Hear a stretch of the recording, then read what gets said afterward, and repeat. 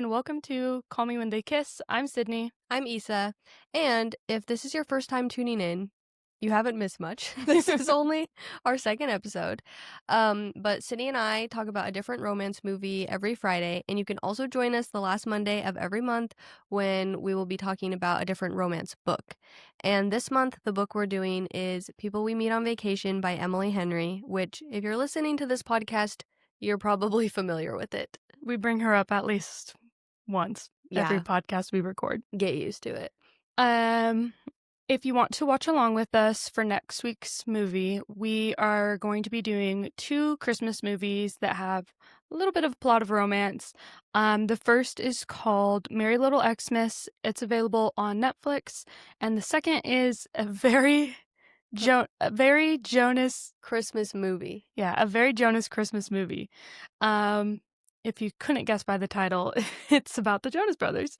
But that is available on Disney Plus. So we'll be watching both of those this week and reviewing them on next week's episode. And going back to A Merry Little Xmas on Netflix, that one has, did we decide if her name is Alicia or Alicia Silverstone? I think it's Alicia. Alicia Silverstone.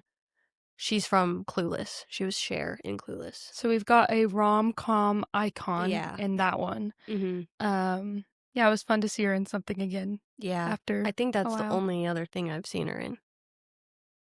Yeah, actually, I think same. We already watched those movies and recorded that episode last night. We're doing it a little bit out of order. Yeah, we're a little bit out of order. And I would love to be able to record a podcast episode and release it immediately so that everything we talk about is as relevant as possible. Yeah. But that's just not really feasible. Especially with, like, the next couple weeks being Christmas and, like, we have Thanksgiving and there's been a lot of big holidays. So, yeah, we are batching some of this, but this one will be the most live, though. I mean, this one will be released in just a week. Yeah, less 6 than days. Yeah. Most of the time, I think we will be recording episodes on a weekly basis, so things won't be too out of date. But for example, I kind of want to talk to you about some things. Oh yeah, that maybe by like the real time, life happenings. Yeah, like that maybe by the time this episode comes out, it might be kind of old news. But we've never moved on from a topic in 6 days. Well, yeah, that's the other problem. We don't. Yeah, you're right. We don't move on from stuff. Yeah. Okay, what do you have to say? Okay, well, this is all news to me too. Like, I don't know what she's about to say, so. Well, I have a list of things. I'm excited. Today, by the way, we will be discussing Before Sunrise. Yeah. Which I'm really excited to get into. But first, we gotta go. Yeah. We have some other things. We watched this one like 2 weeks ago. Yeah, originally we were going to record this episode a couple weeks ago. Yeah, so we've been like holding on to our thoughts because we don't want to even discuss it at all together, like without it being live on the podcast. I have no idea how you feel about the movie. So I'm excited. And that never happens. Normally, the second we watch something, we're like, so what'd you think? Yeah. I'm actually proud of us. I know. We've kept our lips sealed. Yeah.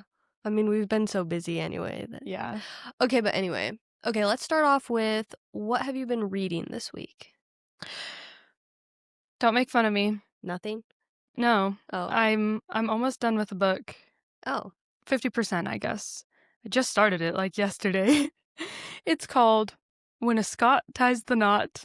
Oh, I went to a bookstore with my sister-in-law the other day. Is it Tessa Dare? Yeah. We saw that he's wearing a kilt on the cover. He's like shirtless in a kilt. You have to post that on I'm gonna have story. to like show you guys what this cover looks like. This is like the least scandalous of all her covers too. Oh. It's like a Regency romance. Isn't this your third Tessa Dare book? Yeah, they're all part of the same like Castles Ever After, about like cool independent women that have been like gifted castles but find love. Yeah, it's kind of funny. But yeah, I read the first 2 and I actually liked them, and this one I've just been craving something kind of light. Like, they're all very like formulaic, you know, like he's a rake and she doesn't need a man and they fall in love, you know.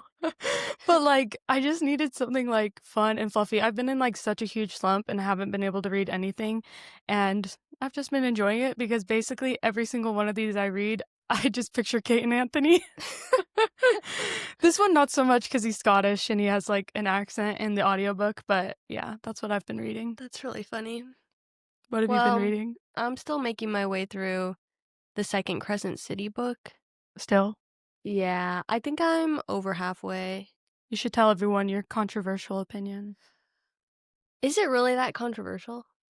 Well, I guess not. I guess Because it's pretty. It has a lot of Sarah J. Maas fans like divided. yeah. And even the ones that like it, it's not their favorite of her series, mostly, right? Yeah, probably not. Basically, Cindy said I'm not allowed to be a hater on the podcast, but I do hate it. You're hating the second one? Yeah. More than the first? The same level. Same. But I've read all of ACOTAR, I've read all of Throne of Glass. I just feel like I have to see it through. Is she gonna write more Crescent City books? Yeah. Oh, she is? Mm-hmm. Because I asked someone else that, and they said they didn't think so. And I was like, that kind of motivated me. I was like, okay, well, I can handle 3 books and then be done. Well, I mean, if it's anything like ACOTAR, though, it's going to be like years before we get the next one. Yeah. But I heard there was going to be another one. But it does tie up in a way that, like, if you wanted to stop, you could. Kind of like with ACOTAR. Like how the Yeah. first 3, like, wrap it up enough that, like, Mhm. if you never continued, you still completed, like, a story, you know? Mm. I'm trying to decide if I want to go. I won't rant about it, but they're so long. Yeah. And I wasn't a fan of the second one. I don't really like the vibes, like the urban city vibes. I don't know. Yeah. I'm not attached to any of the characters. Yeah. No, I get that. And it's actually weird because I do remember liking them, but I also didn't really love a ton of the characters. But I like more in the third book. Interesting. There's 2 that still continue to piss me off, but And if I have to hear about someone's balls tightening one more time, what am I going to do? Nothing. I'm still going to finish the books. What's worse? Balls tightening or what'd she say? Loose bowels? Watery bowels. Oh, I Which think is worse? watery bowels might be worse. Yeah, she's got some interesting That sends a shiver down my phrases. spine. Okay, we can move on from that. Okay, what have you been watching anything lately? Besides our movies? I did rewatch Bridgerton season 2. We mention Bridgerton maybe as much as we do Emily Henry, but rewatched that. I'm still watching SVU. I guess we covered that in our Scratched intro episode, yeah. right? I'm a big SVU fan. There's like 27 seasons, and I've seen every single episode, but it's on hiatus. So usually that's what I'm watching, but they're on a break until like the first week of January. So Yeah, I've just been missing it. It still shocks me that you're an SV. It just doesn't seem to fit everything else that you're into. Usually anything else like dark or creepy or just like gives you an ick feeling, like especially in books, I like avoid. Yeah. But you'll see that probably by our book selections. I won't be reading like the cannibal romances or anything like that. Yeah. I've been watching Love Island Australia, which it's been a pretty good season. It feels way more. I've been watching Love Island since like 2019, and I started with the UK series. And this season of Love Island Australia feels way more like classic Love Island than the one we just watched. The USA season 7. It was a good season, but it was very different vibes, I would say, than a normal Love Island season. But this leads me to one of the things I want to talk about, that by the time this episode comes out, it's probably kind of old news. It already kind of is old news, actually. But Wicked Part 2. Oh, yeah. Share your thoughts, Our thoughts? please. I want to know. Well, I already know, but I want you to tell the people. My biggest thought was, and this is weird maybe coming from a romance lover, but I really didn't like the romance plot in it. Like, it just felt kind of unnecessary. And, yeah, and I guess that's maybe controversial because so many movies have been being made purposely without a romance plot of just like powerful women without Yeah. romance. And usually I'm like, ugh, it's okay to add romance, jeez. Mm-hmm. But then they add romance, and I'm like, well, actually, we didn't really need the romance. But I Well, do love Fiyero. I agree, because if it's not going to be a fleshed out enough romance, Yeah. then it's just it felt kind of jarring. Mm-hmm. Like, And oh, you guys are in love. yeah. Well, and I'm not saying Glinda and Fiero's relationship was that fleshed out Yeah. either. Like I didn't really want him to be with Glinda either. But this was my biggest gripe with it in general. Don't get me wrong. Let the record show. I did love Yeah. both parts. Yeah. I probably liked part 1 more, but I of course loved it. But my biggest gripe is it's 6 hours worth of movie. And yeah, I'm sure there's more character development and things are more fleshed out than the Broadway musical, which I haven't seen since I was like 14 years old, so I don't really remember. But I just felt like for how long both movies were, it still felt like it was missing some character development and there were some plot holes. And I Yeah. think Fiero and Elphaba's relationship was one of the biggest examples, which I guess it's not the main plot anyway. But when he decides to leave with Elphaba, it just felt really abrupt. Yeah. Well, and especially like after the fact, when I look up that like 5 years has passed Yeah. between part 1 and part 2, I'm like, that's just crazy. Yeah, 5 years of Glinda and... Like, you haven't even spoken to each other in 5 Are we years? supposed to call her Glinda or Glinda? I think I keep switching. Yeah, either one. But, yeah, 5 years that they've Yeah. supposedly been together, I guess. Yeah, and that he hasn't had contact with her. Yeah, that's my biggest problem, like, and, like, again, don't get me wrong, I also love Wicked. Like, I loved part 1, loved it, and I did really like part 2 too. I love the music. I love Cynthia Erivo as Elphaba. Like, I can't stop listening to her songs. Mhm. I love the music, love the acting. I think everybody did, like, a great job. And it's funny because, like, people are like, here's my honest opinion walking out of the theater. Madame Morrible can't sing. And I was like, dude, that was the least of my concerns. And like, she sings for, like, one line. it didn't even cross my mind. I Yeah. don't care. My biggest concern was just there are so many plot holes in this. Yeah. Like, and I guess that's what the difference is, that like it's a Broadway musical and not a Right. book or like a traditional movie. That's why I'm like, well, don't make it 6 hours long then. If Yeah. you're not going to fill in the gaps But I that have you heard- can't execute on stage. Yeah. I have heard that, like, I've never seen the Wicked play, but it actually, I guess, was like not loved by critics when it came out, like for that Wicked? reason. Yeah. Oh. Like the audience loved it, which made it like The the Broadway success. musical. Yeah. Okay. So that's what made it the success that it was, but that critics have like always criticized Wicked, and they said that it was because of the weak second act. Because Interesting. the second act felt more like trying to connect all the holes to like the original Wizard of Oz rather Mm. than like completing the story. That's really interesting. And I could actually. see that because like I felt like there was such strong plot points in part 1 that then were like never Right. really fleshed out, because it was like, oh, here's how the Tin Man became the Tin Man, and here's Yeah. how her sister, the Wicked Witch of the East, died under the house, and here's how the Yeah. Scarecrow, you know, like it was like filling in all of these points and yeah, like not completing the like in-depth like emotional or like even political story of like part 1. Yeah, that's a good point.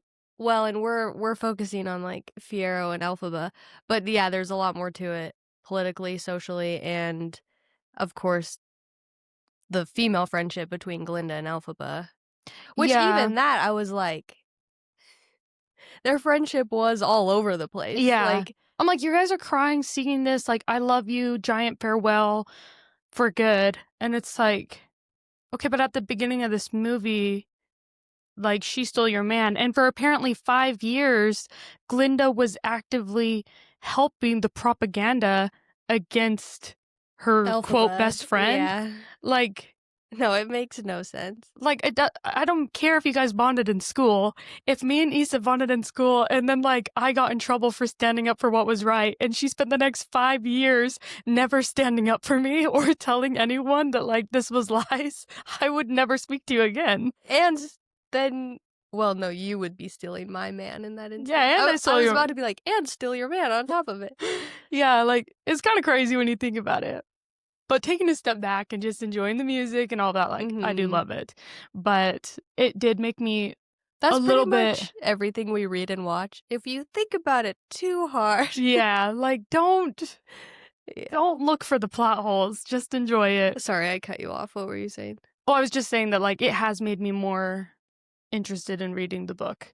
Because I wonder if, like, the book is gonna fill in those gaps that, like, I'm kind of craving. Oh, it made me curious, too, even though I've heard wacky things about the book. People have been like, this is weird and dark. And I didn't know there were 5 of them. Oh, I would definitely not read 5 of them. I'd read 1. Okay. I think they said that he started as, like, a standalone, but then it got kind of popular, and so then he was like, oh, I guess I'll write more. But that if you stop at the 1, it's fine. Okay, that's good to know. Yeah. Okay, well, there's one last thing I want to talk about before we talk about Before Sunrise. We didn't even acknowledge we started a podcast. Like, this is our first episode we're recording. Well, no, it's not really our first since we launched, but Yeah. this is episode 2. Our first, like, on a movie. Yeah. How do you feel now that our podcast is out into the world? I just feel proud that we're doing it. We faced a lot of hurdles and obstacles, and still we stand. Here we are. We are... And by hurdles and obstacles, we just mean... finicky tech. Moving to other states. Yeah. No, I'm really proud of us for actually... We picked a release date, and we stuck to it. Mm-hmm. Even though I decided to move away. Yeah, it was like the day before our launch, and we're still trying to, like, get everything together. But we said we were gonna launch, and we did. Mm-hmm. And yeah, just took a week of me ignoring all other responsibilities. Yeah. I'm just kidding. But I should thank my husband. He has helped. He has helped a lot with our kids. Yeah, both of our husbands have been supportive. Yeah. Ryan's just never seen his wife. I know, I told him, I just need to get this up and going, and then I'm moving away from Sydney. I can't go over every night anyway. Yeah. But yeah, thank you to everybody who has been liking and commenting and reposting our posts. And thank you guys for listening. It's felt really nice to, like, see how supportive everyone has been. Yeah. And, like, feeling like, okay, we're not alone, and, like, people like us. Yeah. So, thank you guys. Okay. Should we finally reveal? Movie time. Wait, I kind of want to guess if you liked Before Sunrise or not. Okay. I think you did not. No, I liked it. Oh, okay. What do you think? How do you think I felt about it? I think you loved it. Oh yeah, we still aren't friends on Letterboxd. Oh yeah. So we can't see each other's ratings. Let's make friends. Maybe that's... Oh, I actually haven't put it on Letterboxd. I need to. Maybe we shouldn't add each other because it will spoil how we feel about the movies. That's true. Or we can just update our scores later. Yeah, that's true. Okay. You wanted to start off with our ratings, right? Yeah. Okay. So what did you give it? I'd rate it a 4. I actually can't remember what I rated it. I feel like a 5 is, like, too much. It's got to be, like, perfect, and, like, I want to rewatch this over and over and over and over again. But definitely a strong 4. I think I gave it... I'm opening up Letterboxd, but I think I gave it a 4.5. Oh, that's really good. Yeah. I thought maybe Issa's, like, more critical than I am on some pieces of media. So I thought maybe, like, I knew you liked it, but sometimes you're like, oh, I really like that book. 3 stars. So I'm like, oh. Well, you can't give every book 4 and 5 stars. I know, yeah. But this deserves it. But I will say, I think I'm significantly less critical about what I watch, which maybe is ironic considering we have a podcast where we're talking about movies. But it's way easier for me to sit down and enjoy a movie. It's kind of like I was obsessed with The Summer I Turned Pretty, the show. But I read the book and I was like, that was terrible. Oh, sorry. I was being a hater again. I'm sorry, you guys. Being a hater just comes so easily to me, so naturally. They're very teenage, right? Like, they're white, like, they're written for maybe junior high girls. Yeah. Not No, but I was obsessed with the show. So I'm just way more likely to sit down and enjoy a movie and not really Yeah. be offended by it. Yeah. Well, not offended, but, like, whereas a book, you're sitting there, Well, you can it's sit a and nitpick. yeah, and it's a much bigger time commitment. So Yeah. it feels annoying, like, 10 hours, 15 hours later to, like, not even enjoy it. Whereas, like, a movie, if you waste an hour, you waste an hour. Yeah. It never feels that serious. Right. Okay, so 4 and 4.5. Okay, should we get into well, I have something else to say. Yeah. So last night, like we said, we recorded our Christmas episode, which is coming out next week, and we just kind of went into it, started talking about the movie. It was our first time recording an episode where we're actually talking about a movie. And We we were were like, like, oh, that was kind of all over the place. "How do we do this?" Yeah. So honestly, we're still kind of working out what's the best way to talk about these movies. How detailed of a plot synopsis do we want to give you guys? Oh, yeah. And how is the plot driving our conversation? Like, are we going to share our thoughts as we go through the plot? First of all, what are these characters' names? Okay, it's Jesse, played by Ethan Hawke, and Celine, played by Julia Delpy. Why is that, like, shocking me? Those names don't sound familiar at Jesse all. and Celine, because they don't really say each other's names. That's my biggest problem with books and movies. I finish them and I'm like, I don't know these people's names. Yeah. Especially when they're just calling each other pet names. Yeah, Jesse and Celine. Oh, sorry, that reminds me. I have something to say about Ethan Hawke. Oh, yeah. Well, I'm trying to decide if I should save it. Okay, so yesterday, or maybe it was Thursday. Again, this will kind of be old news by the time this episode comes out, but Oh, yeah. yeah, Variety announced the most recent pairings for their actors on actors conversations or interviews. I don't even know what they call them. And it's so funny because I've literally never watched one of those. Yeah. Have you? I've seen, like, clips on TikTok. I've barely even seen clips floating around my For You page. I always see these pairings and I'm like, oh, that's so interesting, or oh, And so I saw this Ethan Hawke one and I was like, oh, I'm so annoyed about that. I was like, oh, I've literally never watched any of these before. Yeah. Like, I'm not going to watch it. But he got paired with Sydney Sweeney. Yeah. You're not going to watch it? I'm kind of Well, interested maybe to now I see, will. like, how they'll Like what talk kind of about conversations things. they'll Yeah. have. Yeah. It'd be interesting. But then I went on a deep dive because I was like, okay, so, because I don't know really that much about Ethan Hawke. So I was trying to figure out why he would, but I don't know how they decide these pairings. Yeah. Well, because we also talked about the fact that, like, Jonathan Bailey was paired with Superman, which, like, that's like, oh, that makes sense. Girls were loving both of these guys, Yeah. you know? I'm like, oh, that makes sense. But then you see, like, Ethan Hawke and Sydney Sweeney, and you're like, huh, that makes less sense. That's why I was trying to figure out, like, why did this happen? And everybody was saying it was karma. So then I started finding out things about Ethan Hawke, this is why I was like, maybe I should save this for after our discussion of the movie, so we're not going into it like, oh, now we're annoyed at Ethan Hawke. But people were saying it was karma for him cheating on Uma Thurman. He cheated on her? I guess he cheated on Uma Thurman with their nanny. No. Allegedly. Always the nanny. Just And then it kind of got worse because then someone asked him about it, and there was some weird quote, which I would have to look up the date of the quote. Maybe this was decades ago. Mhm. Maybe he wouldn't say this now. But he said something weird about how society has a really naive view of monogamy and fidelity. Like, basically, like, well, we're not meant to be monogamous. Yeah. And I was like, oh, okay, you're not as cute to me anymore. Yeah, you're like, oh, so you're just like a typical male celebrity that wants to hook up with women. Got it. Yeah. Yeah. But having said all that, I really liked him in Before I Sunrise. really did too. I think this is the first thing I've ever seen him in. You've never seen Dead Poet Society? No, I actually haven't. I did know that he was in it, but I've never seen it. I was good. That was like I his was like really good. first really big role, right? I think so. I looked it up. So Dead Poet Society came out in 1989, I think. Let me open up my notes. And then Before Sunrise came out in 1995. And these are things I like to know when I'm watching a movie.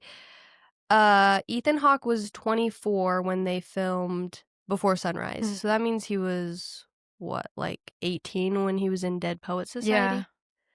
And Julia Delpy was 25 in Before Sunrise. So he's like a year younger than her. They're actually older than I thought. He looks really young. He does look young. Because I was watching 10 Things I Hate About You, and I looked up Heath Ledger's age, because I was like, he looks like a man, and he was only 20. Really? Yeah. That's like my fifth gasp in the last 5 or 30 seconds. Yeah, he was 20, and 20, Ethan that's Hawke looks like crazy. way younger than him in that movie than he does in 10 Things I Hate Yeah. About You. So I thought Ethan Hawke was maybe like 18 in it. I'm just thinking about my brothers who are The 21, same age, yeah. 22. And how much more of a man he looks like. Yeah, Heath Ledger, that's crazy. Yeah. I even turned out and I said, there's no way. Like, if I was in high school with a boy that looked like him, I'd be like, you scare me. Like, I think he was cute, but I'd also be scared because I'm like, you look like a man. Well, that's actually funny because, not to tangent off into 10 Things I Hate About You, but that is kind of his character. He looks way older than yeah, I guess. Joseph Gordon-Levitt, Yeah. and he's, like, intimidating. Yeah, I guess that's, like, good casting then. Yeah. Because he was, yeah, I thought, like, why'd they cast this old man? No. So how old was Julia? Okay, no. She was 18. We can save that I looked for that up our too, but- when we do that movie. Okay. And So Ethan Hawke's not, like, he doesn't look like most celebrity crushes I have are very kind of, like, larger, manly man. Not, like, buff, ripped, manly man, but just, like, not, like, boyish, you know? right. Like, he doesn't look like people I would typically have a celebrity crush on, but But you did have a he crush on him? has, like, well, I don't know if I'd call it, like, a crush, but, like, he has, like, an aura Yeah. in the film, like, and so much chemistry with the main character that, like, it makes him attractive. Yeah. Like, how he carries himself and talks, that, like, I think that's what builds into it too. And not everyone has that. Like, there are some actors that are, like, really, really handsome, but, like, just don't have that, like, I'm suave kind of energy. I was trying to think of an example. Do you have an example of that? An attractive person with not the right energy. With no charisma? Honestly, and maybe any of, like, people like our mom's age watching this might dispute this, but, like, even young Leonardo DiCaprio, like, I've never felt like everybody was like, oh, he's like a dreamboat, like, for that generation, and I just never, like, really. Really? Yeah. Like, Oh, and I guess you named Titanic one of your top ones. I Yeah. thought he was charming in I Titanic. just thought he looked too boyish, and he just didn't, like, charm me enough to get past that. Yeah, okay. I just don't like blonde little boys. But you love Conrad. Well, that's probably good. Yeah. I don't know. I lost my train of thought. Oh, I know what I was gonna say. Yeah, so Ethan Hawke, I was thinking the same thing. I was like, wow, he's so cute and charming in this. Well, and we'll get into this. There were moments where I was like, eh. Yeah. But so I looked up what other movies he's in because all I've seen is Dead Poet Society, and my mom commented on our post. Yeah. And so we'll have to look that one up. But he's actually the villain in, like, a horror movie. Oh. And there's been sequels, and one of the sequels just came out this year. Like. It's called, like, Black Phone or something. Oh. But a lot of the movies he was in, I was like, oh, I actually don't think I would like these movies. It's really interesting to see the trajectory of, like, Someone's people's career. Yeah. Like, there are people that star in rom-coms like Matthew McConaughey, and he's the only one coming to my mind. I'm not going to take too much time on this, but, you know, like, they start in all these rom-coms and then, like, transition into this, like, serious type acting career. Mm-hmm. And then there are other ones like this where, like, the movie got 100% on Rotten Tomatoes. Like, Ethan Hawke did well in the movie, but then you never really see him again. And I don't know if he didn't want to be typecasted in romances, so maybe he, like, was saying no to them or what, but, like, it's also interesting how their personal lives affect their career. Like, maybe him cheating on Uma Thurman was a big deal at the time. I don't know what year that happened. Yeah, I mean, I I've mean, always he's still known. really successful, obviously, but Yeah, but, like, I don't know, I never really, like, knew who he was until I know who Uma Thurman is, I know who Maya Hawke is. I didn't really know who he was until I found out that they were married at once and that he oh, was her really? dad. I guess maybe just because I've seen I've seen Dead Poet Society, and I let me correct myself, I have seen Ethan Hawke in something else. Taylor Swift's Fortnite music Oh, video.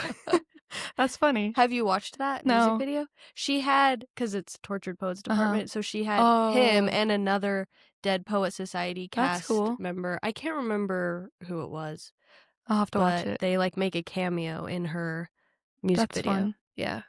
That's Her funny. song with Post Malone. You're like, "Well, I do know him." Yeah. That's funny. But I saw a funny quote that she texted Maya Hawke. Taylor texted Maya and was like, "Can I Does your have your dad wanna be dad's in phone this? number?" Yeah. That's funny. So, anyway, okay. So, before sunrise, if you weren't sure, we couldn't persuade you to watch the movie before our The episode, episode, yeah. but you're a loyal listener and you're listening now, let's give them a little bit of a synopsis of the Yeah. movie, which I think this one will be actually pretty easy to do. Yeah. It's kind of a movie where nothing happens, but I think, But in in a a good good way, way. yeah. Yeah. So Jesse, played by Ethan Hawke, meets Celine, played by Julia Delpy, who I've honestly never seen in I anything haven't either. else. Yeah. She's not American. She's French, French? I think. Yeah. They meet on a train that is coming from Budapest, I think, Mhm. and they hit it off on the train. They start talking. He is stopping in Vienna. He's getting off in Vienna and flying home first thing in the morning, but she's on her way back to Paris, where she's going to school. But he convinces her to get off the train with him, and they spend the night wandering around Vienna. So they wander around, and I don't know, should I? Obviously, we're going to talk about spoilers. Yeah, like, you can't review it without Yeah. spoilers. But they say goodbye the next morning at the train station, and they say that they are going to meet back in the same spot 6 months from that day. But they don't exchange. Yeah, like, no contact, Yeah. no, like, sad "I miss you" letters or phone calls.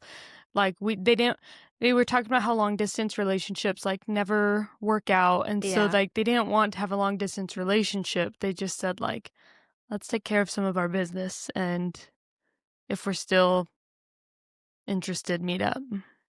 Well, they committed to meeting up at that time, at that Yeah, I day, guess. 6 months. It wasn't Yeah. like, "Oh, But I feel like if you didn't like a guy, would you still show up? well, no," but Like, if you had a boyfriend, you'd be like, she "Well, obviously sorry." liked him. But that is part of the reason why I loved the movie, and I wanna discuss the sequels. I loved the ambiguity of it, and Yeah. you could just decide. You don't really know for sure if they ever see each other again, but you can imagine that they did. Yeah, and, like, how that would go, and Yeah, yeah. I liked the I ambiguity like of it. endings like that too. Like, some people are like, "Give me an epilogue, and give me a sequel, and do all these things."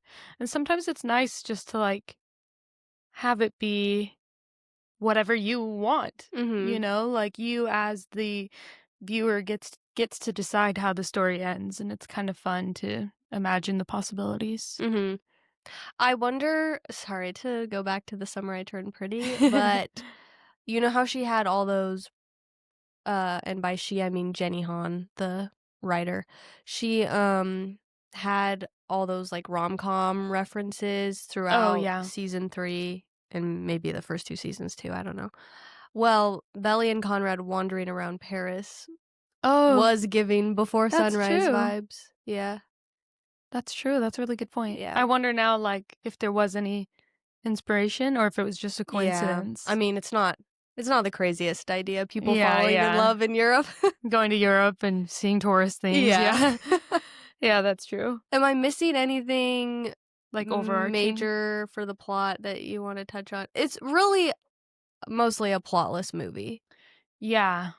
Yeah, because I Again, mean, in the a good whole way. movie takes place over the span of just like less than 24 hours. Mhm. And um it's really dialogue focused, which like again, like some people really don't like, especially in books, but I've never been mad about like character focused, dialogue focused stories. Like I I don't agree. mind that.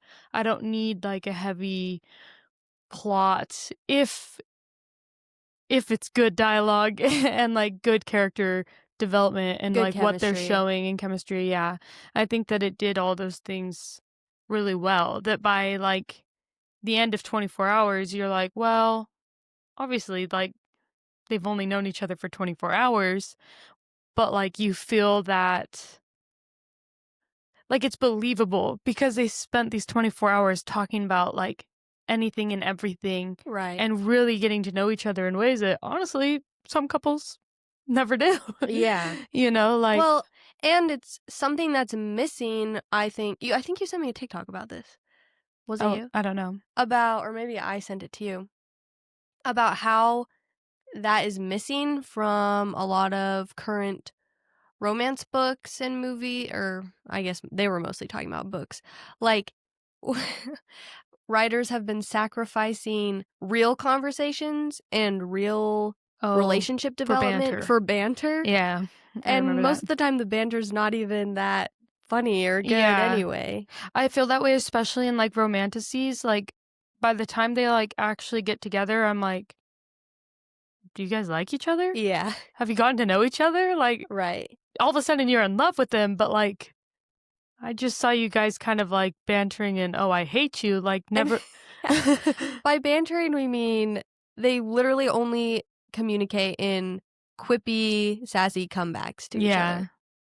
Yeah, no, that's a really good point. And I actually wrote in my notes, I wrote that this was only 15 minutes in, and that I said, I miss movies with good dialogue.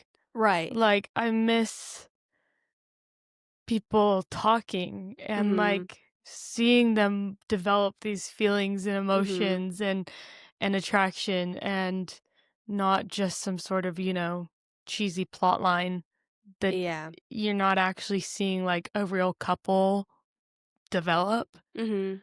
So that was like that was my very first note, like so quick in the movie that I was like, "Oh, I know that this is going to have like good dialogue." And Yeah. it did. And like, and we can touch on some of their specific conversations, if you want. But because some of their conversations are kind of weird. Some of them are really like existential. Yeah, Philosophical. and I was trying to decide how I felt about that. Like, oh, is this trying too hard, or is it interesting and thought provoking? But I decided, what better time to have these existential, thought provoking conversations than on a night in Europe with With a a stranger. stranger that you're probably never going to see again. You might as well talk about your Yeah. deepest, darkest fears and tell your secrets. Yeah, no, that's true. I actually had a date like that once. Really? Yeah, because I was like, I'd gone on a couple dates and they were all like so weird and awkward that like this guy, we actually like hit it off pretty well, like in the way of like talking. And by the end of the night, I was like, wow, I feel like I told him like way too many, like, You overshared? yeah, just like, well, here's my general thoughts of life and all these things. Yeah. But like sometimes it does just Yeah. kind of like hit off. And I guess like I had the mindset of like, I don't really care anymore. Like I've gone on so many bad dates, like Mhm. and I mean, it was fine. Like it was a good date, but it was just funny that sometimes, yeah, when you're just with a stranger, it was like our very Right. first date. I didn't know this guy, so it's just like, yeah, whatever. Yeah. If he thinks Yeah. I'm weird, who cares? And it was funny to me because at, and this is where I had kind of mixed feelings about Jesse, Ethan Mhm. Hawke's character. Um, I don't know why I keep clarifying. There's literally only 2 characters in the whole movie. But like 90% of the time I thought he was cute and charming, but there were a couple times. He'd share his opinion, and you're like, Yeah. hmm. Or and it was just interesting because literally everything that came out of Celine's mouth was vulnerable and Mhm. just, it was Deep just, and like these are things that I'm like really care about. And Yeah. yeah, Yeah. And so it was like, oh, no matter how cute and charming he is, he's still a he's boy. still a man. Because so one of the things I wrote down was like, and this was one of their first conversations off the train. He asked her about her first sexual feelings, Oh yeah. and it Then was refused giving. to share it himself. Oh yeah, you're right. Yeah. And he I lost my train of thought. Oh, It's it was giving. giving Love Island vibes. Oh, They ask questions like that on Love Island all the that's time. They're like, true. "So what's your favorite sex position?" And you're And they like, think they're don't you want to being get to know each other? yeah, they think they're being like edgy and Yeah. flirty. No, Uh, that's funny. That's true. I love that you're seeing these connections with like our most recent pop culture things. the other time I was like, okay, was when he was talking. Well, actually, I just thought of two times when he was talking about the monkeys that have Oh, sex or whatever. I don't even remember. And then the story about his friend not giving the homeless guy the money. Oh That yeah. was kind of wacky Yeah, they too. like pranked a homeless Yeah, guy. I was like, okay. Yeah, yeah. It was very much like you're saying, like, well, yeah, he's still a boy. And I think that was what was like a little bit hard throughout too, is that I kept like it felt like every other scene I was like, oh, okay, this is like real and vulnerable and like he wants to form a connection with her, but then the next he's like, oh, but I don't really like believe in love. But then he's Mhm. like vulnerable and they're forming a connection and he's like making sex jokes about monkeys. I'm like, I mean, I could understand like a young boy in Europe's just like, oh, let me like Right. hook up with this chick tonight. But like it was hard to like it kept going so like kind of back and forth with the things he said that I feel like I would 100% be wooed by his charm. Like I wrote, there's a scene like when they're on the train and he's trying to convince her to get Yeah. off. Oh, Like that was so he's cute. like, yeah, like just saying, pitching why she should like spend this day with him and get off the train. And I wrote in the notes like, I'm a sucker and I'm like a hopeless romantic person. Like I would 100% like not need to be convinced. If a cute Yeah. boy was like, hey, just spend this day in Europe with me, I'd be like, okay, He sure. looked really cute in that scene. He was Yeah. wearing a different shirt than he has on the rest of the movie. It was like a red turtleneck or Yeah, something. and he was charming and Yeah. yeah, but also then as that night went on, I would 100% like be a little skeptical and feel like, does this guy just want to Mhm. hook up with me? Yeah. Like, And well, okay. So I agree. Like I felt like we've been saying, I was also going back and forth like, oh, how do I feel about Jesse? mhm. But I guess I don't know if this is playing devil's advocate, but I did have two thoughts on the matter. First of all, I feel like it made it a little more realistic because like we were saying, He is a young boy. yeah, and some of their conversations I'm like, okay, would two 23-year-olds really Mhm. be like talking about this stuff? And then the other thought I had was at least he felt like a real person because I think that's another issue I have with a lot of romantasy or romance books is the male characters are too perfect Yeah. and it's almost annoying. They're afraid to give him any sort of flaw. Right. Yeah. Which I think is partly the reader's fault. Exactly what I was Yes, like thinking. the We're to blame because when yeah. they do give him a flaw, they're like, oh, this guy has a red flag. Cancel it. Yeah, and I'm like, well, I have red flags, Yeah, honestly. Like, yeah. we all have red flags. Like, there's not like a perfect person. So, like, yeah, you are right in that way that it made him real. Like, he's a boy. Of course, he still like thinks about those things too. Yeah. But Yeah. yeah, we are to blame for that. But even And like I'm guilty of that too. Like which one? pointing out like red flags Oh, in yeah. characters. But Yeah.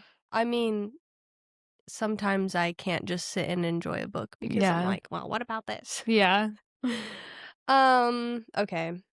Are there No, that's any true. And I other did feel like by the end, like, and again, even though it was less than 24 hours, they still kind of showed that growth in him. Mhm. Like, I mean, there is a part at the end where they are basically like, oh, like, should we hook up or should we Yeah. not? And she said that she didn't want to. And he was like, okay. I Mhm. actually couldn't really tell if it was implied that they did or if they didn't. Well, okay.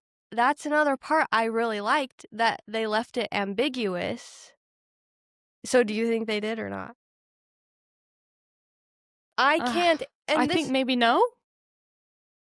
Do you you think think they no? did? Well, I think maybe they just I kissed and I don't wanna say because this bugs me. I Googled the sequels, Mhm. and the things that they leave ambiguous in the first movie, the sequel reveals one way or Oh. both with when they, sleep in the park Mhm. and whether they actually met up 6 months from now. Yeah. And I don't wanna I know obviously we're talking about spoilers for the first movie, but in ca I don't You don't wanna wanna spoil the yeah, I don't next wanna one. spoil Okay, the next okay. ones. That makes sense.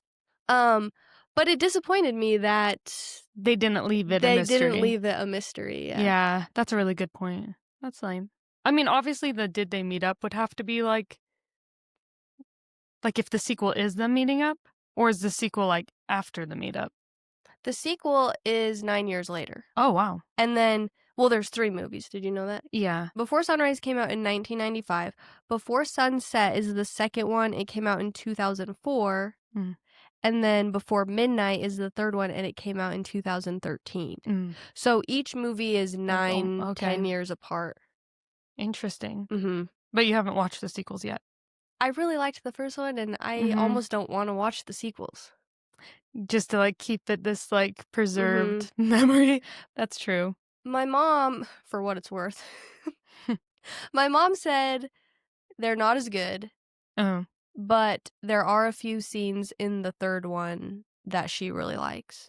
I feel like there's a lot of, like, pressure to come up with this romance movie that is so, like, deep and philosophical and all of these things, and, like, I was reading something about it that a lot of people thought that, like, it had to be improv because it Oh, flowed yeah. so naturally, and they're like, "No, this was, like, a script that we followed." But to, like, create a script that felt so, like, natural conversation-like, Mhm. but in that kind of deep way, to have it get 100% on Rotten Tomatoes, and then to have to, like, follow up with a Yeah. sequel would be hard because it's like, well, do we keep doing what was successful or then does it feel like it's trying too hard if they do it for, like, a whole Right. second movie, you know? So I feel like it would be hard to kind of find that balance of, like, how to continue it and give people what they loved in the first one, but without it getting, like, tired. Well, on that note, I was really surprised by the Rotten Tomatoes. I like how all of a sudden Rotten Tomatoes is like our be all end all. This is not. This is a new thing as we've started the podcast. In the We're past, like, like, 12 hours, yeah, we're like, actually. oh well, what's the Rotten Tomato score? It's probably mostly meaningless. Oh. Oh, sorry, Well, continue. I was just surprised because I was like, there's no way these sequels are going to have good scores Mhm. because the first movie was so beloved and it had 100%. No, Before Sunset has Oh, 95% wow. and Before Midnight has 98%. Wow. Did you write how many reviews there were? No. Oh. Sorry, again, we're new to Rotten Cool, because now Tomatoes. that apparently makes a difference because the Christmas Yeah. ones, we'll wait, we won't reveal it, but it said they only had, like, 15 reviews, for Yeah. example, and, like, I could look it up really one fast. like Hamnet, which is, like, a really big conversation with critics right now, had, like, 250. So I feel like that now is also going to influence, like, how much I listen to Rotten Tomatoes. This is interesting. Before Sunrise only has 51 Hmm, critic reviews. so not too many. Let me look up The next ones. Before Sunset. While you're looking that up, one thing that I wanted to say about this was that I said, you know, it's good when it gives me the same sort of nervous energy. Like when you can feel the nervous energy of the characters, Mhm. like through the screen, and you start to feel a little nervous. That's how, like, I'm like, oh, that's good. Like, there'd be scenes where he would sit like super close to her or just stare at her Mhm. or trying to like kind of make a move on her, and I felt like jittery nervous, like Yeah. if I knew that if I was in that situation and there's a cute boy in Europe like Yeah. scooting close to me, like I'd feel so nervous, you know? And I could feel that through the screen, and I like that because sometimes you watch things like that and it's just like awkward or weird. Like when I watch it on Love Island, I'm like, ugh, this just makes me Yeah. uncomfortable. Yeah. But it felt like yeah, they had a lot of good chemistry. Like when they're in the listening booth and The they're like listening looking booth back and forth at each and other. on the trolley, they were, like, really close to each Yeah. other, and he kept, like, kinda, like, turning and just, like, getting really close Yeah. to her. Yeah.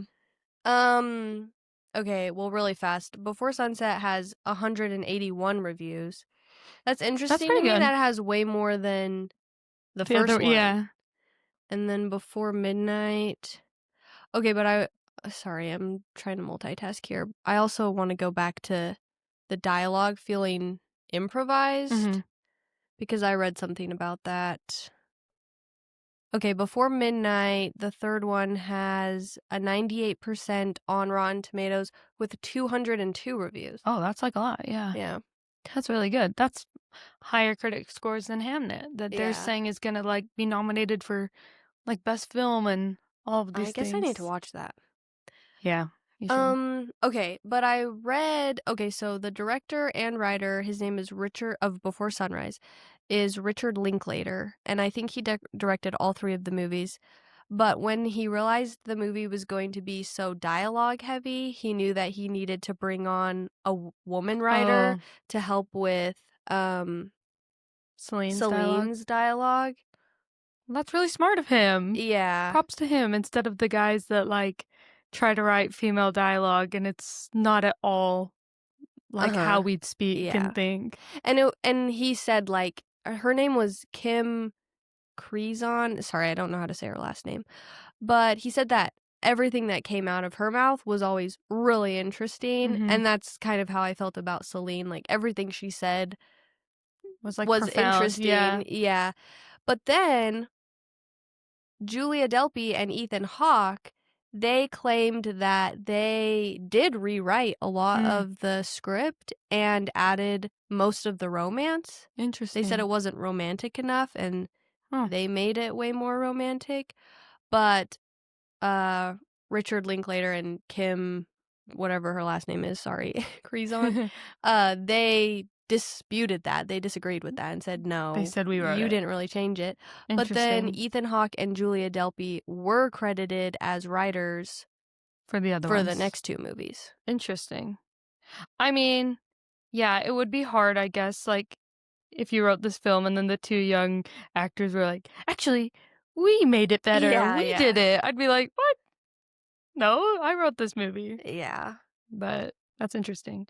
Okay, so what would you rate their kiss? Their Okay, first kiss, I should say. I know. That's what I was gonna say. The first kiss, I was like, it happened too soon. Mhm. And I didn't have strong feelings on it. But then I realized I'm glad it happened soon because it opened the door for them to be cute and affectionate throughout the rest of Yeah. the movie. Like when he said, "Can I tell you a secret?" And then he kissed her. Yeah. And then their last kiss of the movie, I was like, "Oh my gosh." Yeah. The very first kiss I think I said mustache was an ick. Did he have I a mustache? Oh yeah, he He did. does have a mustache, which is funny because, like, my husband has a beard, but I think his mustache was, like, kind of longer, like, kind of more over his lip. My husband keeps his kinda short, but, like, so when they were kissing, all I kept thinking about was, like, the hair is in her mouth. Mhm. Um, and it was, like, completely silent, so we talked about this when you were talking about Love Island on Mhm. our intro episode, I said, "Oh, I actually have something to say about that." I'm used to, like, background music, like, being Mhm. played, but this one was just silent, their first kiss, and I'm like, "Oh." Like, when you can hear every kind of detail, it's Mhm. always a little bit more uncomfortable. And you know what I kept hearing? But I actually watched the movie twice. And on my second watch, I was like, "Oh my gosh, his damn leather jacket keeps oh, squeaking." yeah, that's funny. It was driving me nuts. Only the second time. Yes, I Yeah. think it was because the first time I watched it on my couch, on my TV. The second time, I just put it on while I was working and I had AirPods in, so I don't know if Oh, the if it was because I don't know what it was, but I noticed it way more yeah. the second time. No, that's valid. That's funny. I would and usually I'm the one picking up on the nitpicky things like that. But I also put that it could have used some more waiting, that it was a little too Mhm. soon. Yeah. But, I guess yeah. what did you rate it? I put a 7, which honestly feels, like, Oh, are kinda we rating the generous. kiss out of 10? Well, the Christmas episode we did out of 5, but I guess if I was doing it out of 5, maybe like a 3.5, 3.25. Yeah, I'd give it a 3. 3.5 probably. Yeah. Like, it wasn't bad, but it wasn't, like it didn't move me. The first Yeah. kiss. Yeah. Okay, yeah, so now should we skip to the last kiss, or are there kisses in between we need to discuss? No, just do the last one. The Like, on the train or at the park? no, at the train Mhm. when they're saying goodbye. Yeah. I love kisses like that. Like, That was the sense of urgency and, yeah. like, I don't know when the next time I'm going to see you will be, and Yeah, it was so cute. I think that was my well, I have a couple favorite parts of the movie, but that was probably my number one favorite yeah. part of the whole movie. And I liked how they referenced their conversation from earlier when they were saying goodbye. Yeah. And he was like, later. Yeah. Later.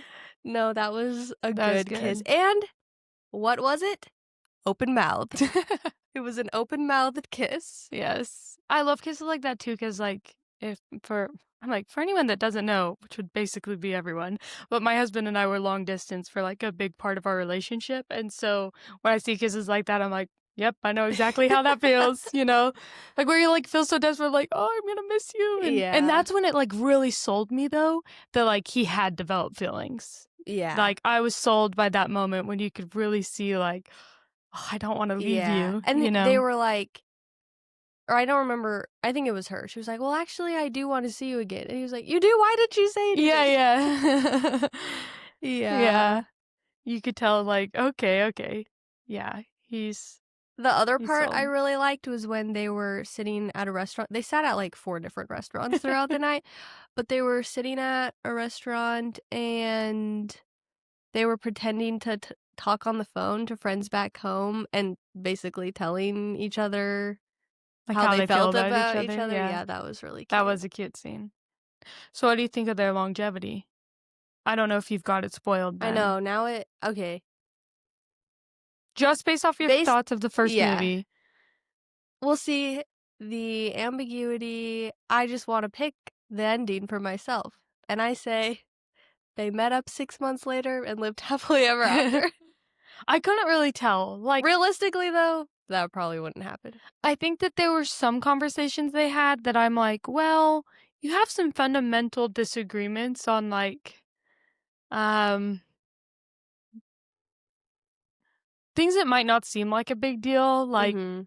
on a night in Europe, but like later might come to be a bigger deal, you know? Like Mhm. even just some of the stuff they were talking about, like when the lady came and like gave him the fortune and how he Mhm. kind of played, not that,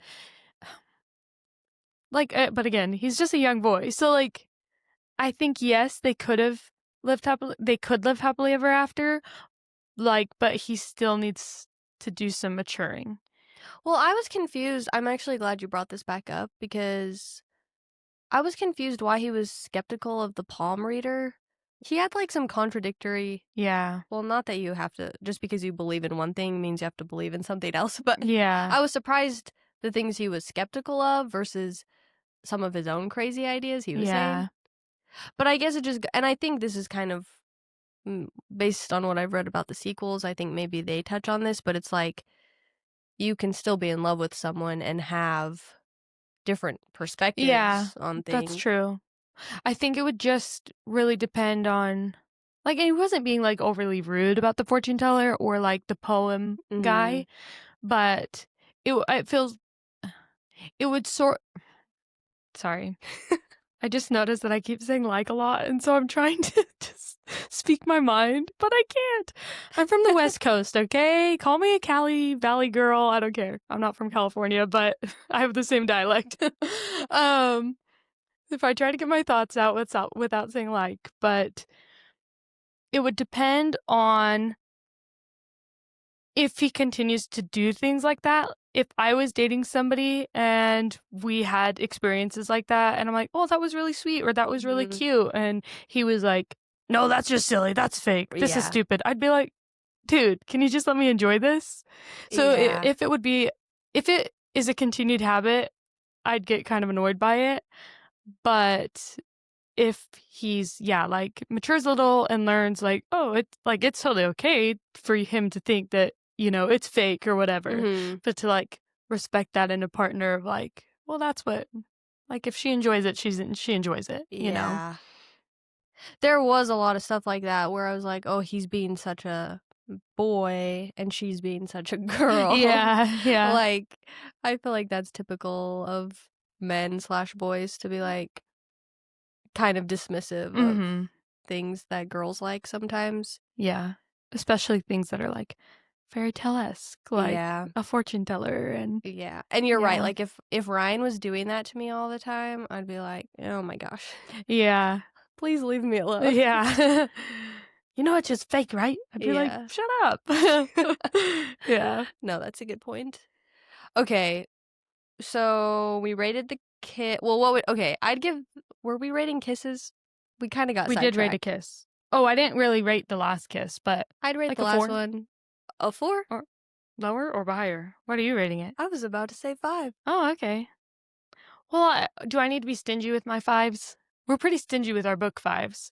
But are we just not stingy with kisses? It was a good kiss. I think I'd give it a 5. I can't think of many on-screen kisses that I like better, but I feel like that's one I'll remember. That's true. And actually, now that we've watched like a Those couple more Christmas movies, movies? I'm like, yeah, you're right. It is a really good kiss.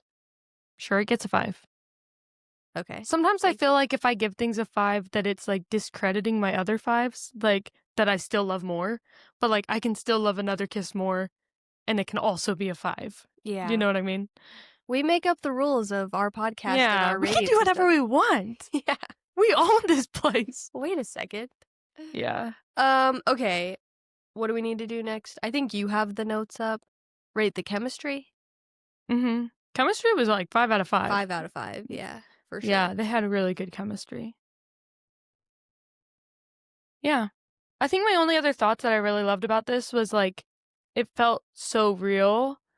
Even the way they were acting, like you were saying, it's realistic that he was young and that he, said some young things, but also like they were wearing outfits that looked normal, like their hair and the makeup or lack of Yeah. thereof, like just looked very normal. Like these are two people that you could pass on the streets in Europe while they're having this magical day I was together. thinking about that too, like, because you know how celebrities are all starting to look the same? Mhm. They looked like real people. Yeah.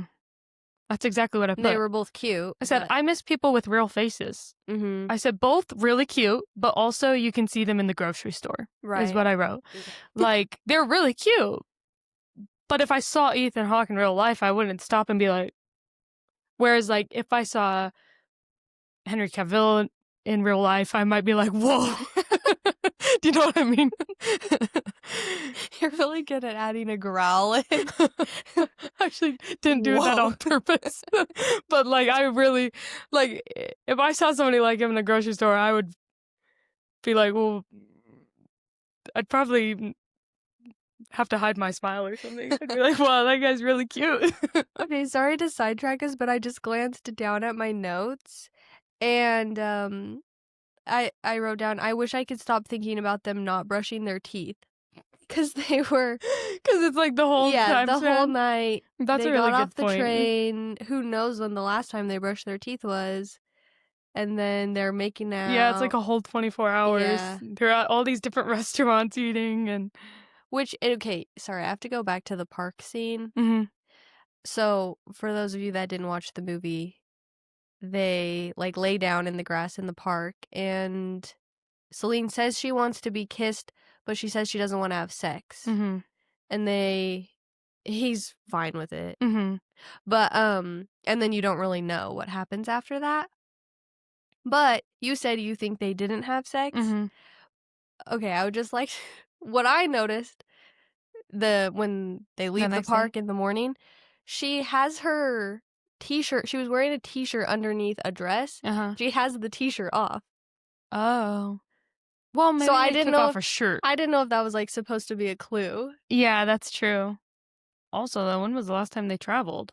Like, if you're traveling through Europe, kind of like backpacking style, like, when did he last shower on his long Yeah, train rides? seriously. Well, she does say at one point his hair's greasy. Yeah, yeah. He did have greasy hair.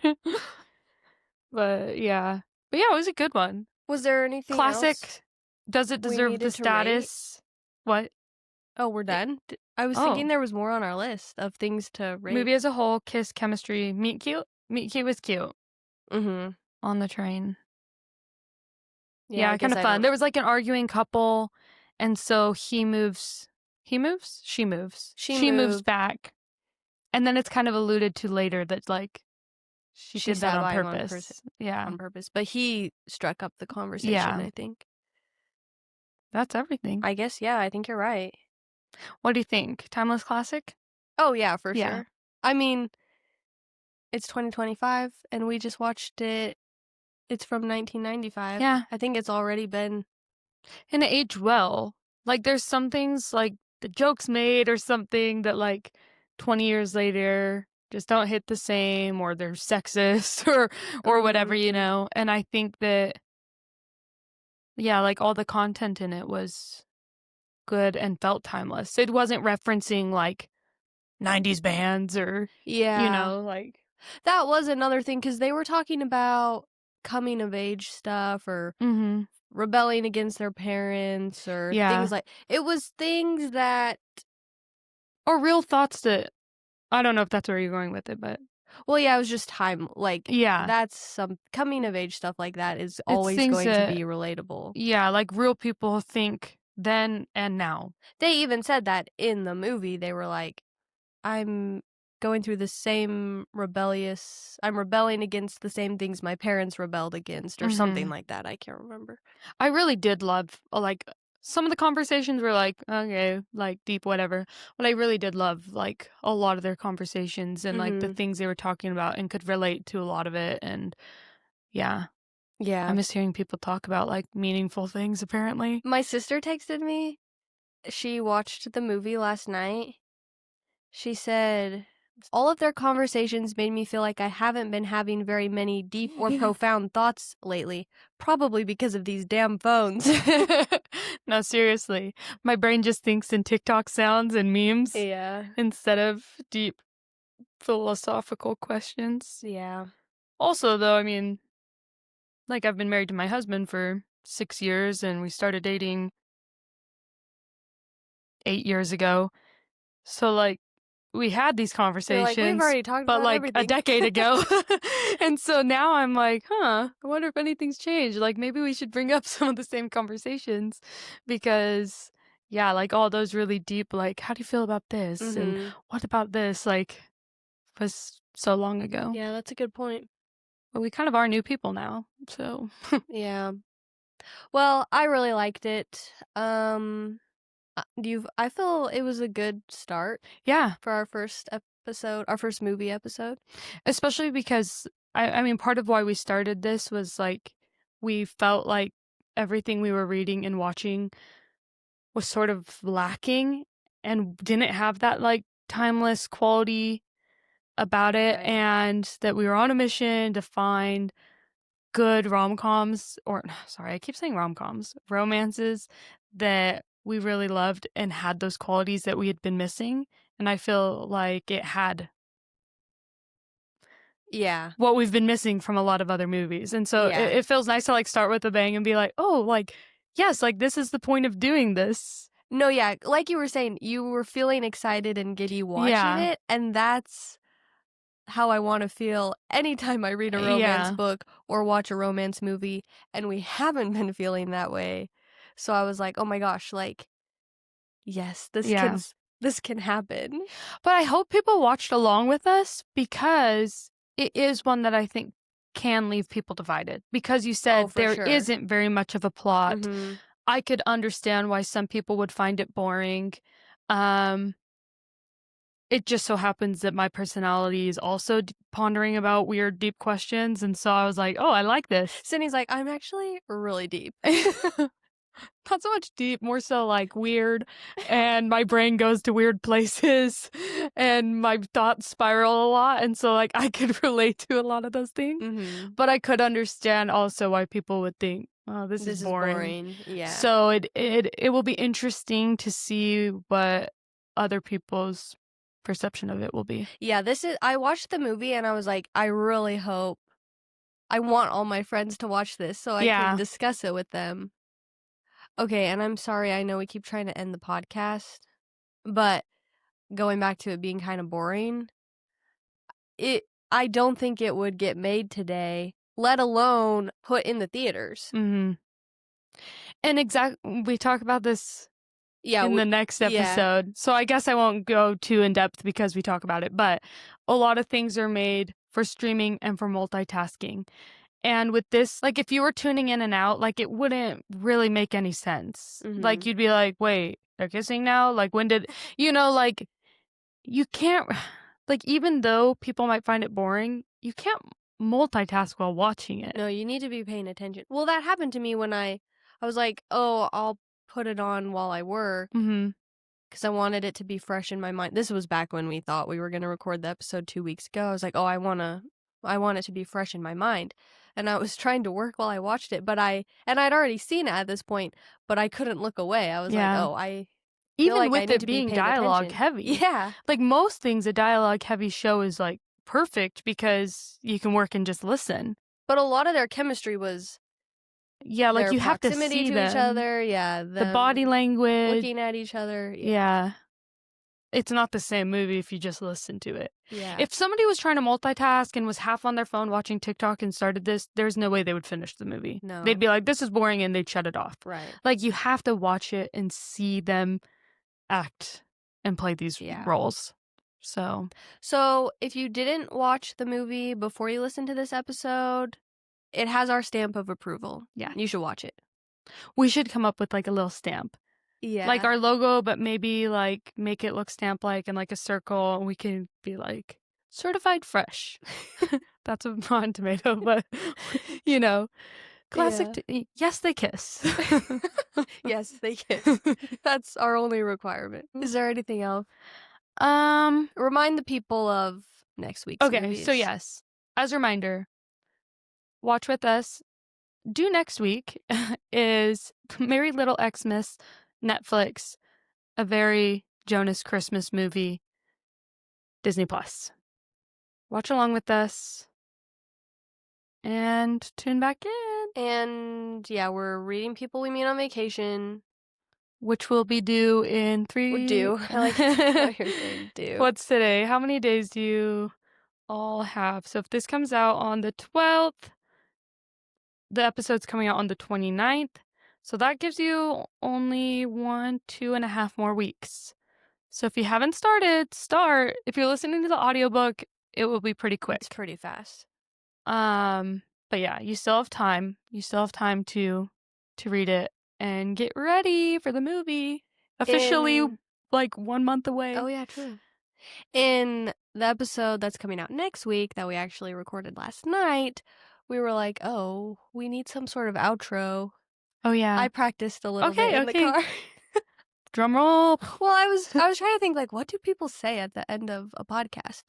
I think they say something like this. Okay. We can workshop Go this. for it. We can workshop. I've not run this by Sydney, so we can workshop it later.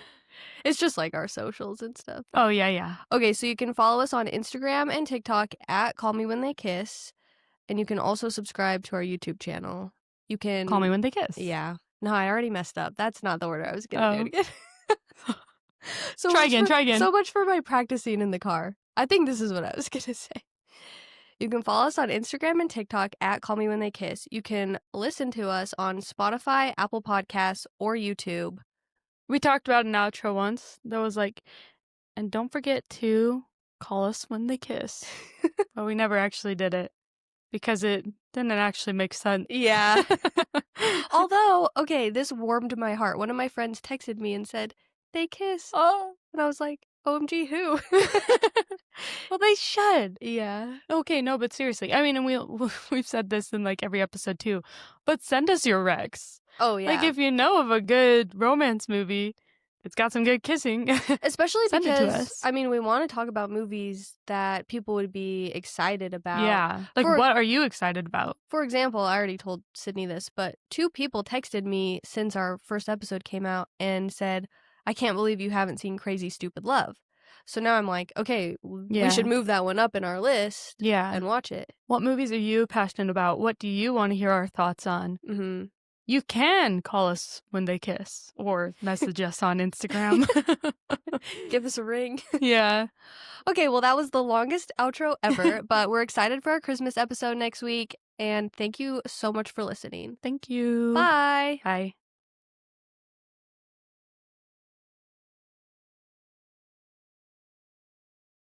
Oh, really? Yeah. Oh, good.